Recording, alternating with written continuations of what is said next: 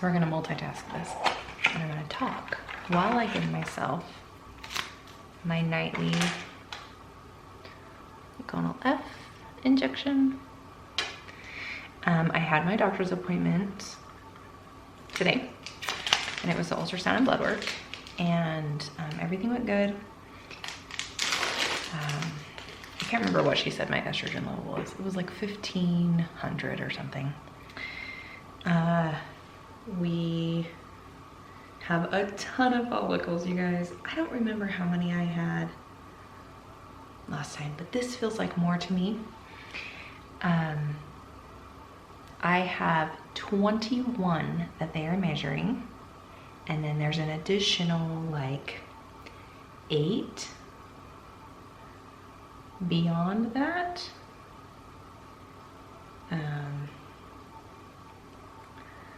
That are measuring small but could always get big enough by the time we do the egg retrieval.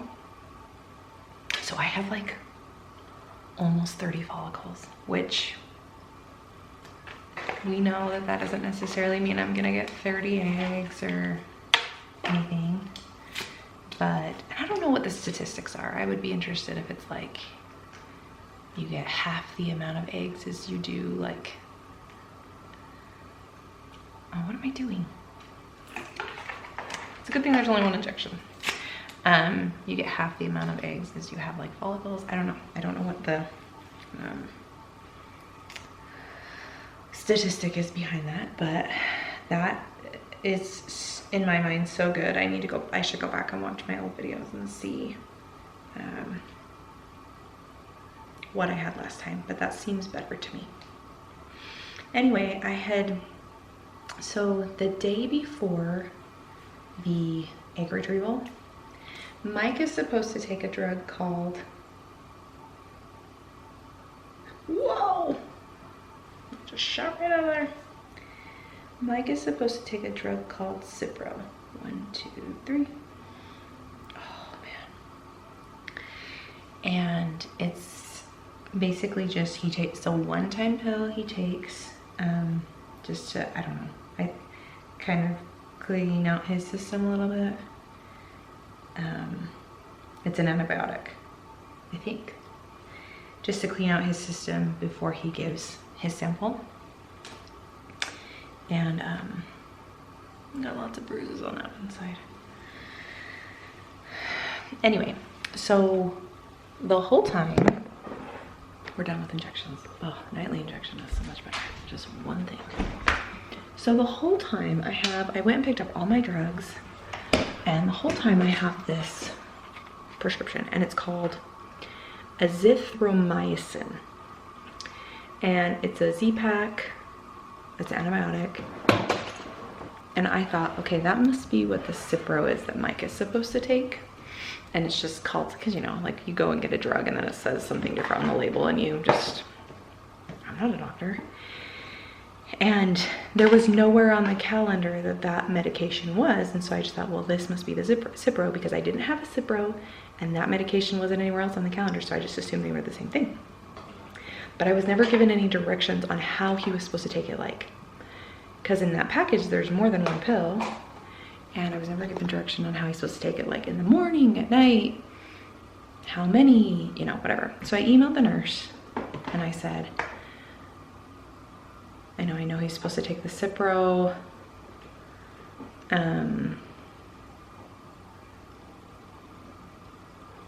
Or I said something like, I have a Z-Pack. Is that the same thing as the Cipro?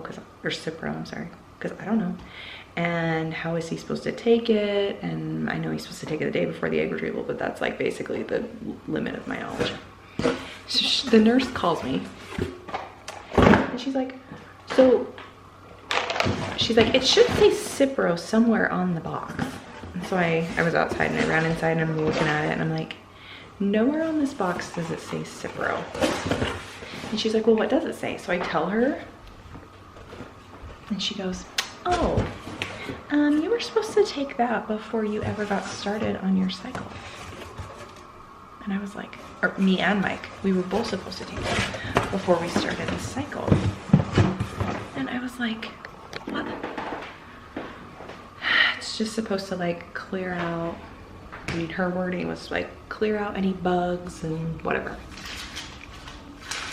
Just so you have like a clean system before going into all the drugs, stimulating drugs. And I was like, what? So I didn't have Cipro, so she called that in. Hindsight is they called Cipro in under Mike's name instead of under my name. So when I went and picked up the other prescriptions weeks ago, I only picked up ones for me. I didn't pick up ones for Mike because why would I think they would put it under his name? Even though it is his medication, I just assumed everything was under my name. She didn't say otherwise. That was probably a poor assumption on my part. So she recalled it in today. So we have it with this one little pill. It cost us 60 cents for him. Yay, 60 cents. But can I tell you how bugged I am about the fact that like I have this medication, this Z-Pack that I was supposed to take before the cycle ever got started, and it wasn't anywhere on my calendar. Nowhere did she tell me that. Like, nothing. I feel like I need to go back on my calendar and look like on the actual before I printed it out. I'm really bugged about it. And maybe I'm just, so it's funny, I take Luke to the gym. I don't know if I've mentioned this before. I take Luke to like a little gymnastics class once a week. And there's a couple, and they're all kids are this age. And it's like it's like a class where the parent has to be there. So it's me and Luke and a bunch of little toddlers with their moms and dads. Luke's the only little boy in this class.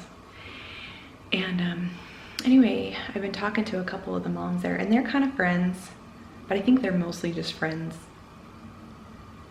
They're not like friends outside of this little class anyway.